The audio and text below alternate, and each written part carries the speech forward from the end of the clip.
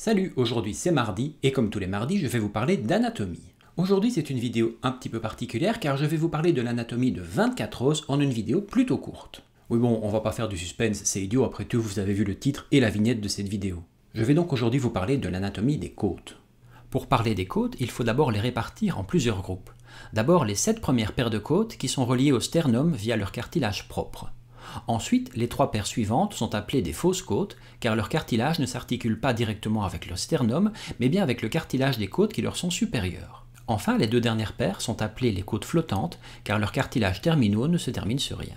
Lorsqu'on prend une seule côte en considération, on peut y déterminer 3 zones principales, la tête, le col et le corps. La tête, contrairement à ce que l'on pourrait penser, c'est la partie arrière de la côte. Elle s'articule avec la vertèbre thoracique et il y a évidemment 12 vertèbres thoraciques. Le col de la côte, c'est la partie qui est presque horizontale de la côte qui s'étend sur environ 3 cm.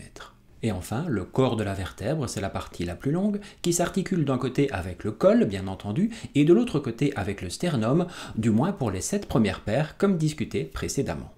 Le rôle des côtes est bien entendu principalement de protéger les organes thoraciques, que sont les poumons et le cœur, mais ils possèdent également un rôle important dans la respiration. En effet, les côtes sont des éléments mobiles qui, en s'élevant et en s'abaissant, permettent d'augmenter le volume pulmonaire pour faciliter la respiration. Pour plus d'infos sur ce sujet, je vous renvoie à ma vidéo sur les poumons, une des premières capsules médicales de la chaîne. Je vous place le lien dans le coin de l'écran. N'oubliez pas de bien la regarder si vous êtes nouveau sur la chaîne. Enfin, l'espace entre les côtes délimite ce qu'on appelle l'espace intercostal. Ces espaces sont le siège de plusieurs muscles que l'on appelle sans surprise les muscles intercostaux, mais également de veines et d'artères que l'on appelle la veine intercostale et l'artère intercostale, et également d'un petit nerf que l'on appelle le nerf intercostal, bien entendu. Ce nerf est parfois responsable de douleurs dans la poitrine que l'on appelle une névralgie intercostale. Ce terme vous dit quelque chose? Eh bien on en parlera probablement dans une prochaine capsule quotidienne cette année.